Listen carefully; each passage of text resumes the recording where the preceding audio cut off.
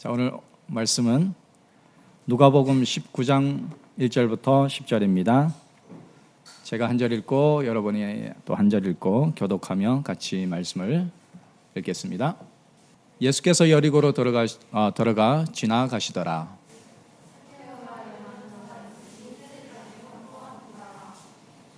그가 예수께서 어떠한 사람인가 하여 보고자 하되 키가 작고 사람이 많아 할 수 없어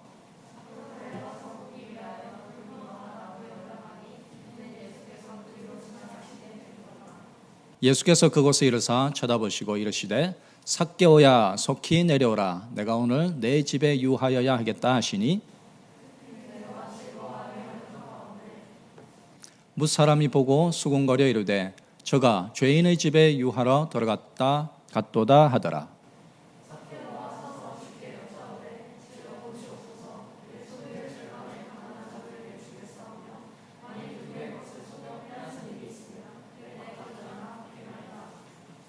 예수께서 이르시되 오늘 구원이 이 집에 이르렀으니 이 사람도 아브라함의 자손이미로다. 같이 있습니다. 인자가 온 것은 잃어버린 자를 찾아 구원하려 함이니라. 아멘. 오늘 설교 제목은 죄인 삭개오를 찾아가시는 예수님입니다. 보통 여러분 삭개오 이야기하면 잘 아시죠? 혹시 모르는 분을 위해서 오늘 영상을 하나 준비했는데 불을 다시 꺼주시고 영상을 한 3분 정도밖에 안 되니까 영상을 하나 보고 다시 말씀을 전하겠습니다. 예수께서 예루살렘으로 가는 도처에서 많은 무리를 만났습니다. 그들은 예수님께 구원받는 길을 보여달라고 요청하고 또 하나님의 나라에 대해 더 많은 것을 가르쳐달라고 요청하기도 했습니다.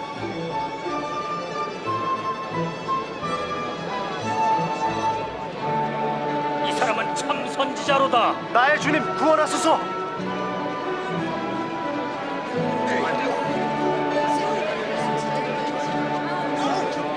주여 우리를 구원하소서. 주를 찬양하라. 참기를 보여주소서. 사람들은 그를 주님으로 받아들이기 시작하고 있었습니다. 여리고에는 삭개오라 불리는 세리가 있었습니다. 키가 작은 그는 예수님 보기를 너무 원하여 군중보다 높은 위치를 찾아 나무 위로 올라갔습니다. 저 사람 세리잖아. 빨리 내려오너라 삭개오야. 오늘은 내가 네 집에서 머물겠다. 저희 집에요. 저 사람 집에 간다고? 삭개오가 예수님을 어떻게 알지?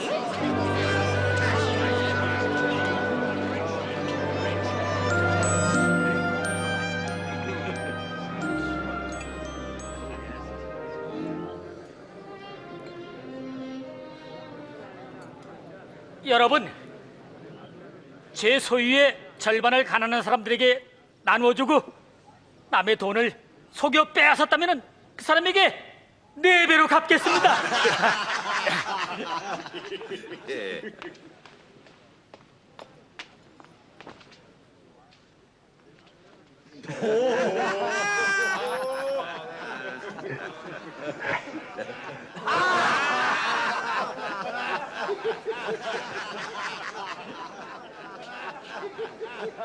믿을 수 없어.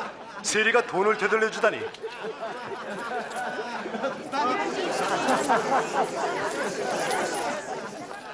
오늘 이 집은 구원을 얻었으며 이 사람도 아브라함의 자손이 틀림이 없도다.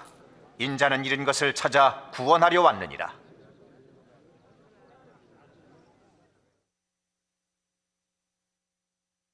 보고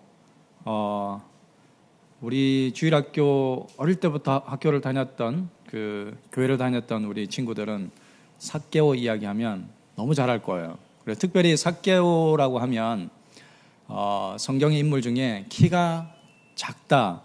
그래서 예수님을 보려고 어쩔 수 없이 나무 위에 올라가서 예수님을 보고 있는데 예수님이 삭개오야 내려오라 이렇게 하는 그 이야기를 많이 봤을 거예요. 뭐 연극도 많이 하고 하는 그 본문인데 오늘 우리가 볼 것은 여기서 삭개오가 누구이고 또 그 여리고에 있는 그 주민 마을 사람들이 삭개오를 어떻게 대했는지 그 과정을 보면서 우리가 또 찾아야 될 중요한 내용들을 또 살펴보기를 원합니다. 지금 예수님은 거의 본인의 공생에 한 3년 반 정도 하면서 한 6개월 정도 지금 남겨두셨어요. 예루살렘 들어가기 전에 한 6개월 정도 남겨두셨는데 이제 6개월 뒤면 예수님은 십자가 못 박혀 이제 돌아가실 거예요. 그 전에 이제 여리고라는 성을 지나가셔야 되는데 여리고라는 마을에 들어가서 이제 삭개오를 만나는 그런 장면입니다. 근데 삭개오가 누구냐 그러면 세리라 그러면 지금으로 말하면 세금을 걷는 그 직업을 가진 사람이에요. 특별히 유대인 중에서 한 사람을 뽑아서 당시는 로마가 유대인들 이스라엘을 다스리던 그런 시대라서 로마가 그 유대인들 중에 좀 똑똑한 사람들 아니면 좀 자원하는 사람들 중에 너 세리로 해 그러면 돈을 많이 벌 수 있을 거야. 그래서 그 중에 여러 세리가 있는데 지금 삭개오는 세리들 중에서도 짱이에요. 세리장인 거예요.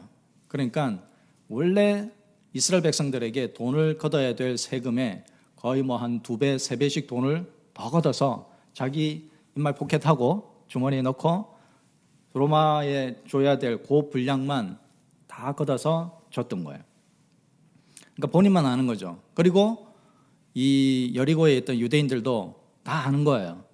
야, 너 좀 앵간히 해라.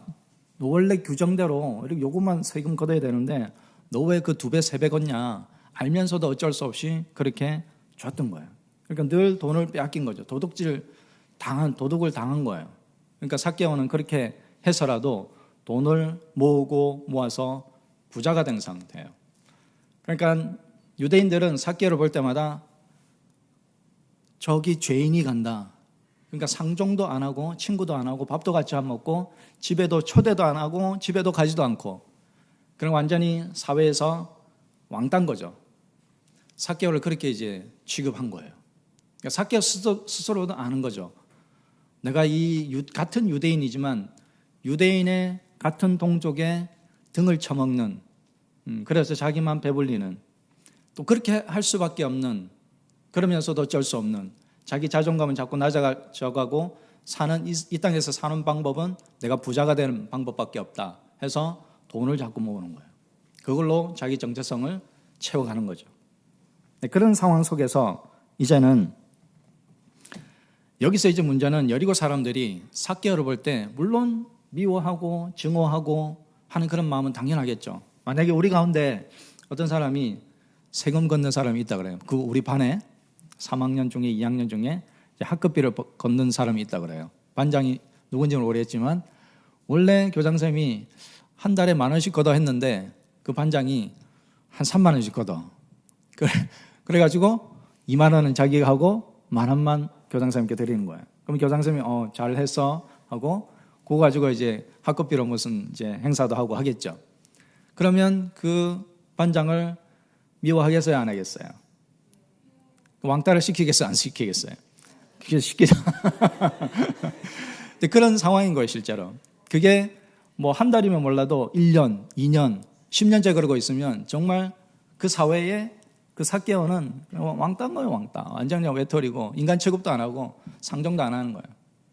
그러니까 자기가 얼마나 외롭고 그렇게 알면서도 그래도 나는 돈이 있어. 그래도 나는 부자야. 사람이 뭐라 그래도 이 돈 때문에 나는 살아. 그 위안 삼아 이제 생활을 하고 있던 차에 예수님이 그 마을을 지나가시는 거예요. 그 소문을 들은 거예요.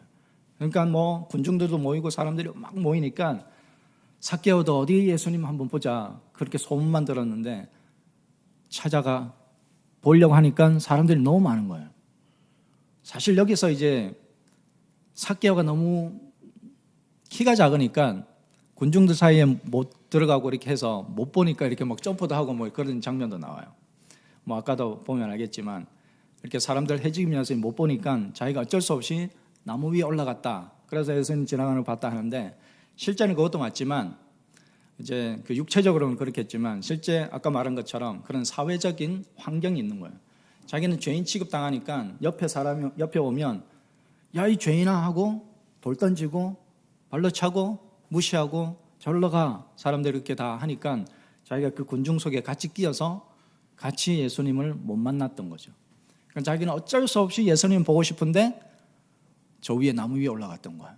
옛날에 성경에는 뽕나무라 그랬는데 여기는 돌 무화과 나무라고 그렇게 되어 있네요. 새 성경인가 봐요.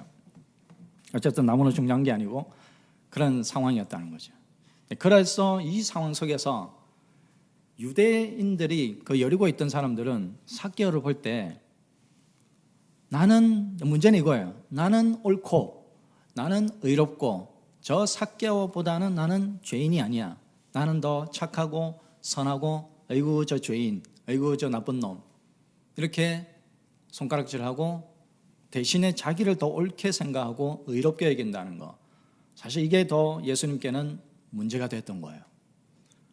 그러니까 자기는 자기 죄가 있는 것을 깨닫지 않고 인정하지 않고 삭개오 옆에 가면 나는 삭개오보다는 나는 더 의로운 자야, 더 선한 자야, 더 공부한 자야, 더 이름이 높은 자야, 이렇게 비교의식 가운데 나를 더 높인다는 거죠. 사실 이 가운데 우리도 다 어느 부분에서는 조금씩 속할 것 같아요. 그런 상황 속에서 이제 예수님이 이 여리고 땅에 들어옵니다. 사실 예수님이 이 그냥 여리고 지역을 안 지나고 예루살렘 땅을 들어갈 수도 있는데, 제가 볼 때는 아주 중요한 그 집중적인 어떤 한 사람을 향해서 정확한 목적을 가지고 여리고성을 지나가신 거예요. 누구를 만나기 위해서? 이 죄인 삭개오를 만나기 위해서.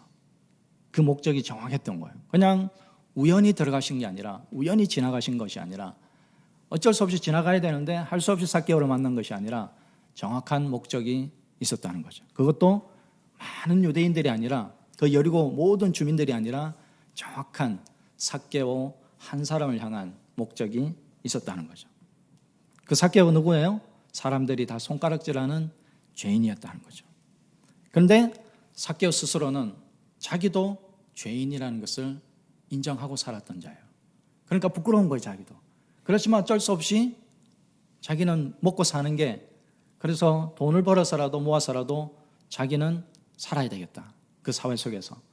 그렇게 어쩔 수 없는 상황 가운데 있었지만 자기는 죄인이라는 것을 인정할 수밖에 없는 그런 사람이었다는 거죠. 그를 향해서 예수님은 찾아오십니다. 삭개오가 스스로 가서 예수님 우리 집에 좀 오세요, 제가 먹을 것도 대접하고 잔치 베풀겠습니다 한 게 아니라 예수님이 나무 위에 있는 삭개오를 보시고 정확한 이름을 부른 거예요. 여기서 뭐 여러 가지 이제 코멘터리가 있어요. 뭐 어떻게 예수님이 삭개오 이름을 알았나, 뭐 그 전에 왔다 가셨나, 뭐 소문을 들었나, 뭐 여러 가지가 있겠지만 예수님은 하나님이시잖아요. 그걸 모든 걸 다 떠나서라도 하나님으로서, 신성으로서 또 아셨던 거죠. 물론 그 전에도 3년 동안 왔다 갔다 하시면서 그 종교 절기에 있을 때마다 예루살렘에 가서 예배를 드렸기 때문에 또 여리고성을 지나가면서 그 세리 중에 세리장이니까 아마 아셨겠죠. 뭐 그걸 다 떠나서라도 어쨌든 예수님은 정확하게 삭개오야 이름 부르고 너 내려와라, 내가 오늘 너희 집에 유해야 되겠다, 너희 집에 가야 되겠다. 그냥 삭개오에 내려와서 그냥 내 말 좀 들어보려면 한 게 아니라 오늘 밤 너희 집에 가서 내가 잠 좀 청해도 되겠니, 정확하게 말씀하시는 거예요. 자, 우리 중에 예수님이 오셨어요. 우연찮게 우리 분이엘 교회에 예수님이 방문하셨다고 생각해 보세요. 많은 우리 학생들 중에 한 10명 있는 것 같은데, 우리 선생님도 계시고, 그 중에 특별히 야야 이렇게 이름을 정확하게 하시고, 너 어디 있니? 나 너 좀 만나러 왔어, 이렇게 정확하게 꼬집어서 말하면 그 얼마나 큰 영광이겠어요. 나는 안 그래도 공부도 못하고 뭐 여러 가지 못하는 것도 많은데 왜 굳이 나를 집어서 예수님 만나러 하시지? 그리고 나 이름도 아시고, 이렇게 되면 그 인생은 완전히 달라지는 거예요.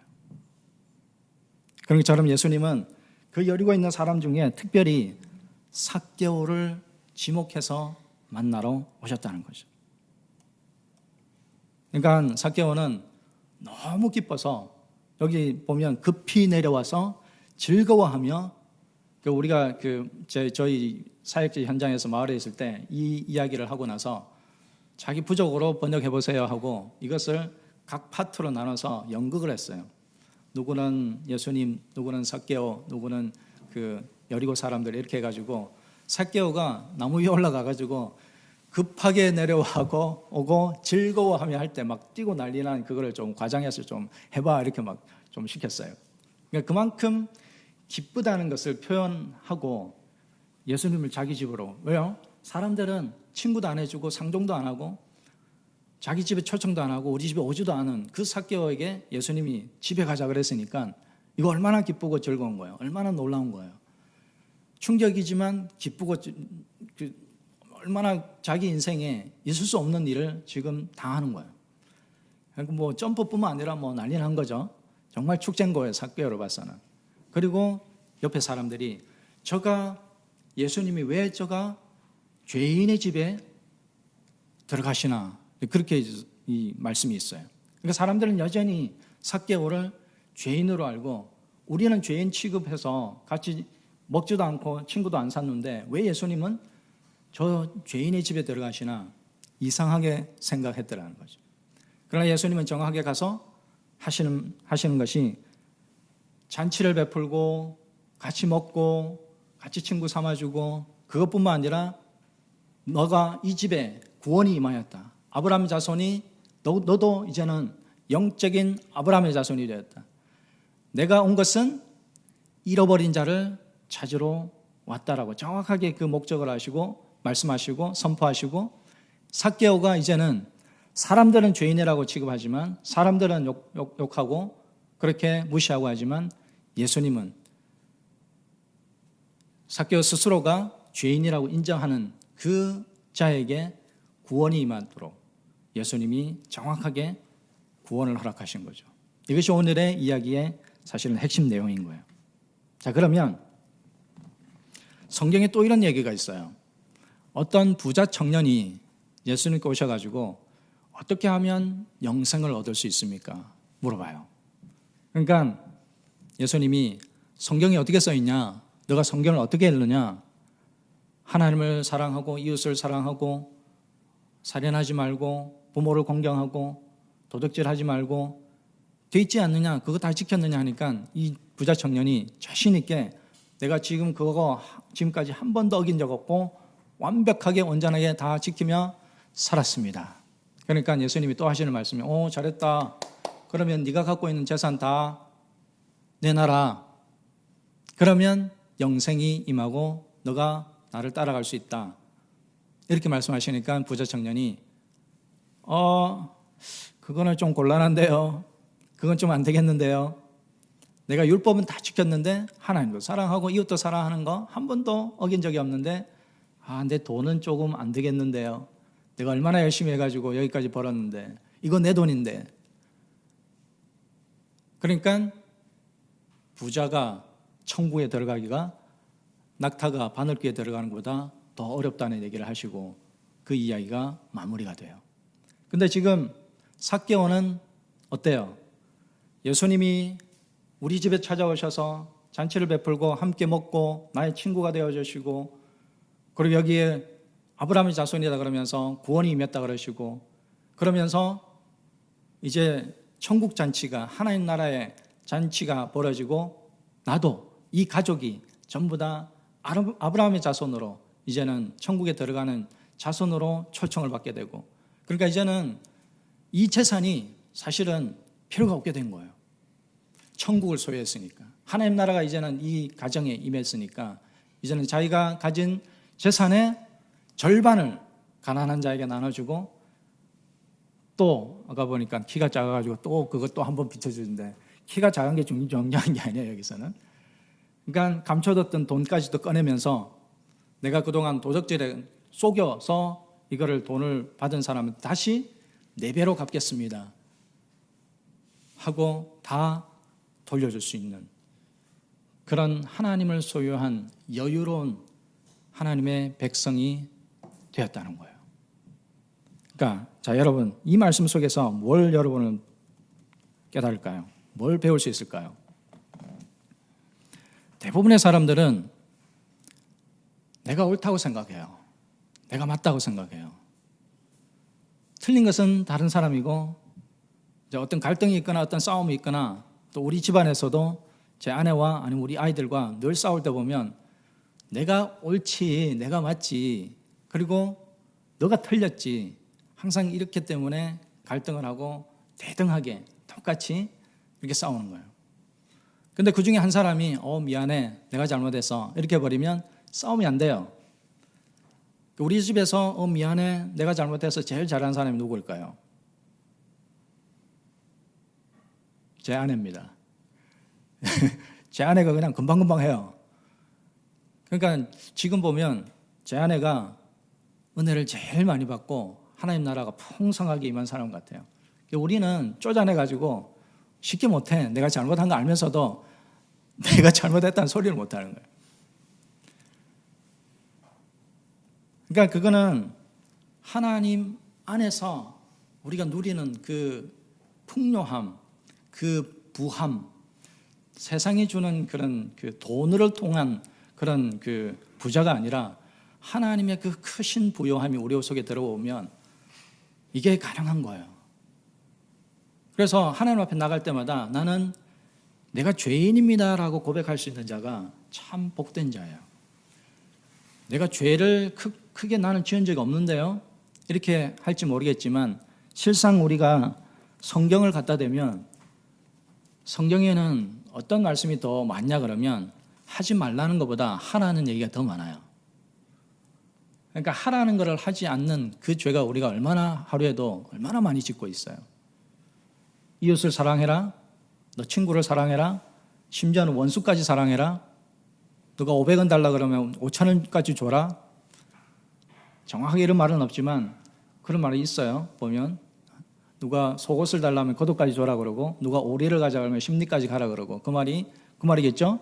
누가 500원 달라 그러면 더 필요해? 더 줄게 하고 5,000원 더 줄 수 있는 그런 걸 해라는 거예요. 근데 그런 걸 하지 않잖아요. 그게 다 하나님 앞에 죄란 말이에요. 그러니까 얼마나 우리가 하루에도 죄를 무수히 많이 짓고 제대로 행하지 못하고 순종하지 못하고 살아가는자는 거예요. 그러니까 여전히 우리는 하나님 앞에 율법을 지키지 못하는, 행하지 못하는, 온전히 하나님을 사랑하지 못하고 온전히 내 이웃을 사랑하지 못하는 죄인 중에 죄인이라는 거죠. 이것을 하나님 앞에 나가서 깨닫는 자, 이것을 인정하고 나아가는 자, 그렇게 될 때 하나님은 우리에게 은혜를 더하시고 긍휼을 더하시고 복을 더하시고 인생의 길을 인도하시고 우리의 책임자 되시고 그런 주님으로 다가오신다는 거예요. 그런데도 이걸 모르고 내가 옳습니다, 내가 잘했습니다, 내가 맞습니다, 하나님 좀 계세요, 하나님 잘 모르잖아요, 이 상황을, 억울합니다, 이렇게 있으면 어떨까요? 하나님도 은혜를 베풀려고 하나 지가 인정을 안 하는데 어떻게 은혜를 베푸겠어요? 하나님 앞에 우리가 나갈 때마다, 그래서 이 내용하고 사실은 지금 제가 말을 하는 거랑 조금 안 맞을 수도 있지만, 그럼 도대체 우리가 어떻게 하나님 앞에 죄인이라는 것을 인정하며 하나님 우리가 잘못했습니다, 우리가 부족합니다, 연약합니다, 그렇게 나갈 수 있을까요? 그거는 경건의 훈련 중에 기도할 때 우리가 그것을, 우리 자신을 많이 발견하게 돼요. 우리가 자신 누구인지, 사람과 사람과의 그 관계 속에서는 상대적으로는 내가 저 사람보다 더 착하다, 선하다, 예배 더 잘 드린다, 믿음이 좋다 할 수 있지만, 하나님 앞에, 절대적인 하나님 앞에 기준 앞에 섰을 때는 누구든지 우리는 연약하고 부족하고 여전히 죄인인 거예요.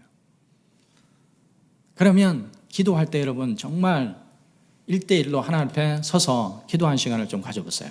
그래서 제가 지원이 보고, 이제 제가 지금 떠날 날이 얼마 안 남았어요. 이제 한 6월 정도 되면, 6월 말, 아직 뭐 이렇게 좀 많이 남긴 했는데 6월 말까지는 제가 이제 함께 하기는 하겠지만 6월 말 이후로는 제가 이제 말레이시아 돌아가요. 그러면 지원이 혼자 이제 남아서 식구가 아무도 없는데 혼자 이제 살아야 되는 거죠.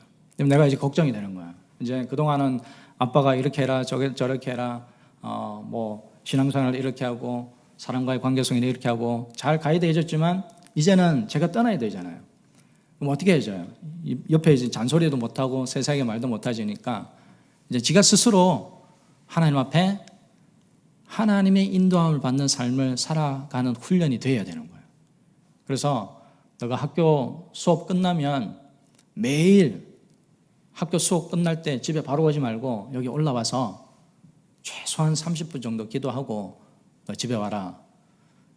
이 주문을 오더를 하고 한 일주일 지난 것 같아요. 그죠? 지원이? 그래서 한 2번 한 것 같아요. 그지? 한 번 했나? 이게 쉽지 않아요. 선교사인 저도 사실은 이거를 습관화하고 이거를 내 삶의 하나의 한 부분으로 정착하기까지는 정말 어렵다는 것을 알아요. 근데 이게 정말 습관화되고 이게 어렵지 않고 내 인생의 한 부분으로 들어와 있는 그런 삶이 이어질 때 하루도 그러지 않고 매일 30분씩 내가 하나님 앞에 1대1로 독대해서 하나님을 만나는 시간을 늘 가지게 되면 이제 하나님이 하나하나 가르쳐줘요. 성령님께서 여러분 안에 내주하시는 그 성령님께서 계속해서 말씀을 해주세요. 이렇게 결정할 때는 어렵지만 이게 맞는 거다. 이런 상황 속에서 이렇게 하는 것이 성경적이고 옳은 것이다. 하나님 나라에 합당한 것이다. 하나님 뜻에 맞는 것이다.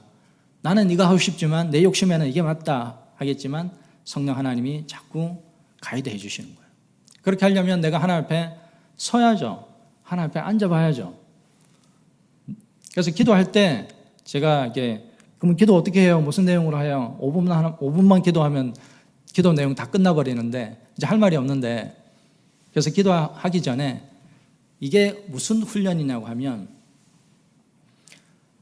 내가 하나님 앞에 나가서 복종하는 훈련을 먼저 하는 거예요. 내 몸이, 내 육체가.